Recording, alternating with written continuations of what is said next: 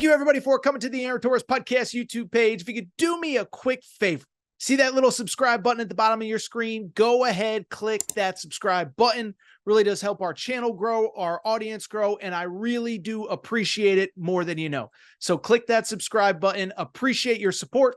Now, here's the video that you came here for. This week is Big Ten Media Days. And listen, I said it with the SEC Media Days. There aren't generally a lot of super newsworthy things that come out of these things. I think most of these coaches understand every word I say is going to be analyzed and overanalyzed. And so most guys kind of keep it to the vest. But Monday was Ohio State Day. Ryan Day did the kind of cliche, hey, it's all about, we know we got to beat the rival. We know we got to win the Big Ten. It's put up or shut up time. He's been saying it for 3 straight years, so don't think there was anything super newsworthy out of Monday or Tuesday, excuse me. But Wednesday, I'll say this. We got 4 coaches that all spoke, that all kind of had their moments. Deshaun Foster, the new UCLA coach, certainly had an interesting moment at the podium. James Franklin spoke. Matt Rule spoke, and I want to talk a little bit about what he said in a minute. But at the same time, where I thought it got very interesting, Lincoln Riley at the podium on Wednesday in the heart of Big Ten Media Days. Now, look, USC, obviously one of 4 new teams in the Big Ten. We're at 18 schools. But what I find interesting, I think I said this the other day, I can't think of a guy whose brand has taken a harder hit in the last year than Lincoln Riley. I mean, this guy, love him or hate him, was a offensive savant. Everywhere he went, he won. Everywhere he went, he built Heisman Trophy caliber quarterbacks. But then last year happens, USC finishes 7-5 in the regular season, win the bowl game to go 8-5. But it just feels like this offseason, it has been open season on just crushing Lincoln Riley. Paul Feinbaum the other day called him a fraud. Paul Feinbaum the other day said Deion Sanders should replace him after this year. And I get why the average college football fan doesn't like him. But at the same time, it is kind of wild to see how the reputation has changed in recent years, or recent months, I should say. And so I bring it up because Lincoln Riley was at the podium and he hit on a lot of different topics. He hit on the Big Ten travel now as they go west to east 3 or 4 times a year. He talked about that new defensive staff with DeAnt and Lynn, who is, of course, coming over from UCLA. But I saw something interesting that seemed to make headlines, and it was about NIL. Now, we're going to talk a lot about NIL here in a minute with Mark Stoops, but Lincoln Riley had his own NIL comments. Producer Matt, you could pop up the tweet, and then I'll give everybody the full context. But the tweet, this one from Pete Nakos over at On3, Lincoln Riley basically said, our collective is probably the most improved in the country and continues to improve. We're not too concerned about what everybody else is doing. And so I saw that. I found the whole quote, and I found the whole quote to be very interesting. This is what he said to On3. He said, we took over something 2 years ago where there was no NIL. People have to understand that our starting point was 0, was nothing. To have to rebuild that, to have to get that started has been a big undertaking. But I would venture to guess that we've grown just about as much in NIL over the last 12 months, or maybe more than any program in college football. Again, the reference to the tweet that producer Matt just put up. Like any part of our program, it is nothing is exactly where it wants to be. He kind of tripped over his own words there. So in turn, I tripped over my own words when I was talking about it. And so I bring it up because that quote kind of made the headlines, but I think it's an interesting jumping off point to just talk USC, because specifically to that quote, I can say this. 2 things are true.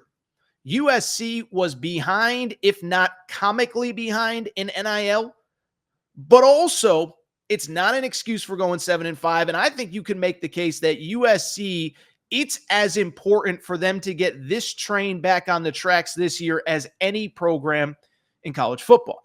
Now, as far as the NIL stuff is concerned, listen, I know people don't believe it.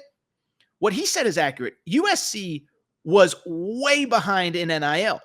And it was funny because, and by the way, for people who don't know, I live in LA. I'm doing this show right now from probably about 20 minutes from the LA Coliseum, have really good contacts across USC.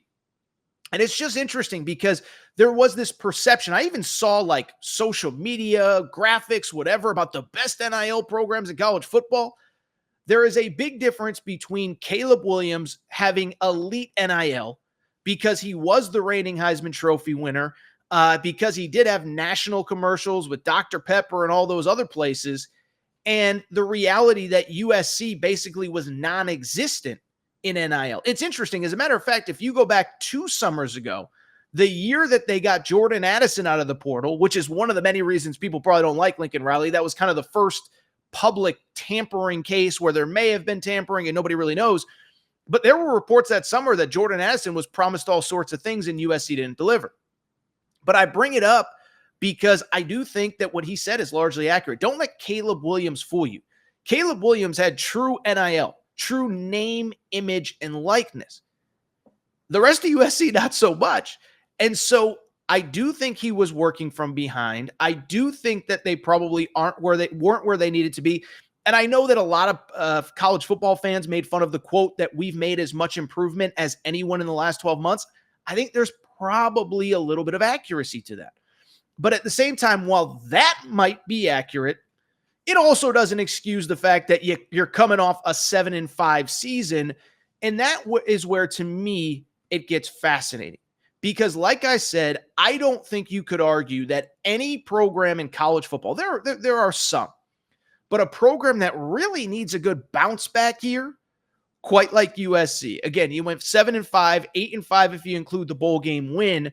But this was a program that came in last year with the reigning Heisman Trophy winner, national championship aspirations. I never thought they were legitimate. I had them going under. I think their over-under win total was 9.5 last year. I thought they would go under, but I thought under meant like 10-2. The reality is that they went 7-5 in the regular season, but what was crazy was that if you actually go back and look at the games, won by a touchdown at Colorado, needed, 2 overtimes to beat Arizona. And so I bring it up because the reality is that bluntly, we're probably talking about a USC team that was closer to 5-7 than they were to 9 or 10 wins in the regular season. Now, the good news for Lincoln Riley, I will say this. The good news for Lincoln Riley, I think they're going to be better than people think. I think college football fans, we all are prisoners of the moment, reactionary to the moment. And I understand why people have kind of given up on Lincoln Riley and USC. 7-5, going to the Big Ten. They're not ready, whatever, blah, blah, blah. Well, what I would say about USC is a couple things. One, this was one thing that Lincoln Riley did say, which I found to be very interesting at media days. And I don't think it was by accident. He said this is the closest our group has ever been. Now, maybe that means nothing to you. Maybe it's hyperbole. Maybe that's what coaches all say at media days. But I look at it as the opposite. I think that's a little dig at Caleb Williams. I think as great as Caleb Williams was last year, and let's be honest, without him, maybe they are a 4-5 win team. But it also was apparent by the end. He was kind of ad-libbing too much, kind of getting too whatever. And so you look at what USC is going to be this year, there's a few things. One, I mentioned they went 7-5, 8-5 with that bowl game. Don't forget that bowl game. Holiday Bowl, they play Louisville. Miller Moss was the backup all year. Nobody really knew much about him. Everybody assumed that USC was going to add a quarterback out of the portal. They were going after Will Howard from Kansas State at that point. Miller Moss goes to the Holiday Bowl, throws for 6 touchdowns in that game. And so when Lincoln Riley says this is the closest we've been, I think part of it is I kind of got a quarterback that I know is going to kind of fall in line with what I want rather than trying to make a highlight reel every single play. And so quarterback, whatever you say about Lincoln Riley, remember, this is a guy that, to his credit, never forget, basically every quarterback that has ever played for him has essentially been a Heisman winner or Heisman finalist. Baker Mayfield, Kyler Murray, Jalen Hurts was a Heisman finalist. The only one that never made the Heisman podium was Spencer Rattler. He's still in the NFL. And, of course, Caleb Williams. So I think the quarterback play will be at least not as bad as you think. And then the defense should be improved. Remember, they bring in the new defensive coordinator from UCLA, D'Anton Lynn. And UCLA, people forget this, was a top 10 defense a year ago. USC doesn't need their defense to be top 10 nationally. They just need it to not be bottom 10 nationally. They can be in the 60s, 70s. If they can give up 24 points a game instead of 30, it completely changes their entire team. And lastly, I would say the schedule is by no means easy. They open with LSU in Vegas. They close with Notre Dame at home. So those are two as tough of an out-of-conference schedule as anybody. But in the Big Ten, it's not terrible. You play at Michigan, open Big Ten play.